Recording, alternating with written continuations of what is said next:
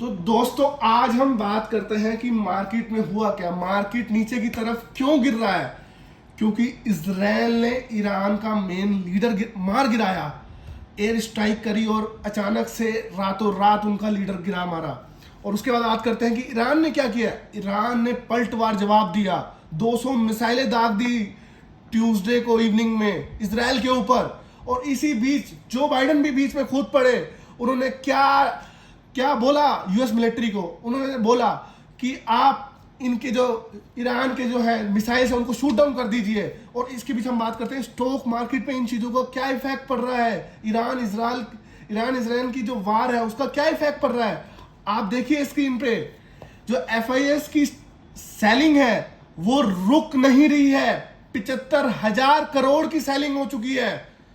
तो आप समझ सकते हैं कि जहां पे बाइंग आनी चाहिए, जैसे आपको पता है कि लोगों की सैलरी आती है फर्स्ट वीक में, पहले दूसरे तीसरे दिन बाइंग आती है मार्केट में, इसके अपोजिट हो चुका है। एफआईएस की सेलिंग 75,000 करोड़ की आ गई और मार्केट नीचे की तरफ गिर रहा है।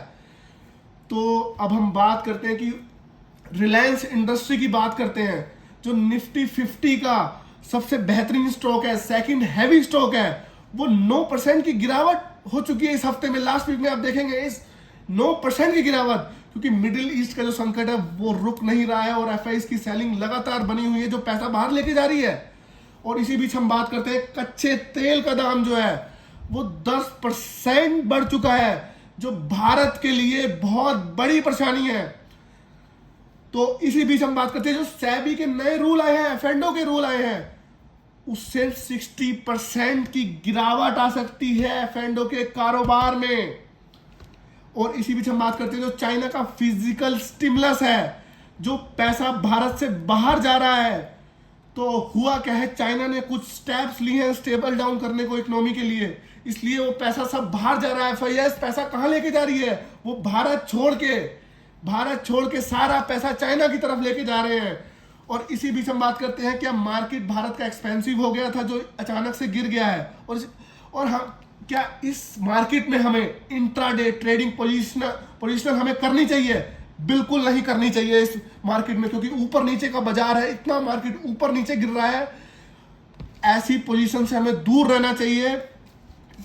इंट्राडे पोजीशन जो है और सारी पोजीशन है उसमें हमें कैरी फॉरवर्ड नहीं करना चाहिए। जो सारी पोजीशन है, ट्रेडिंग की पोजीशन होगी या पोजिशनल होगी, उसे कैरी फॉरवर्ड करने का टाइम नहीं रह गया है अब।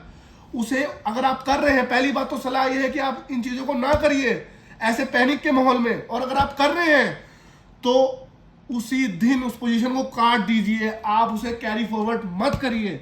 और इसी बीच हम बात करते हैं कि अगर आप लॉन्ग टर्म इन्वेस्टर हैं, आपको इस गिरावट के साथ बाय करना चाहिए। जी बिल्कुल, आपको बाय करना चाहिए, आपको स्मॉल इन्वेस्टमेंट्स में बाय करना चाहिए। अगर आप कर रहे हैं, जैसे मार्केट गिर रहा है, आप एसआईपी करिए या स्मॉल इन्वेस्टमेंट में इन्वेस्ट करिए। और अगर आपको ये पैसा जो आप लगा रहे हैं मार्केट में 6 महीने या साल से पहले चाहिए, तो आप मार्केट में बिल्कुल पैसा ना लगाएं।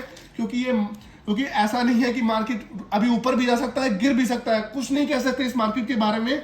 और अगर आपको शॉर्ट टर्म में इस पैसों की रिक्वायरमेंट है, आप मार्केट में पैसा बिल्कुल मत डालिए, क्योंकि ये मार्केट लॉन्ग टर्म इन्वेस्टर के लिए अब सब बढ़िया हो रहा है। जितना डीप करेक्शन आएगा लॉन्ग टर्म इन्वेस्टर के लिए मार्केट उतना ही बढ़िया हो रहा है।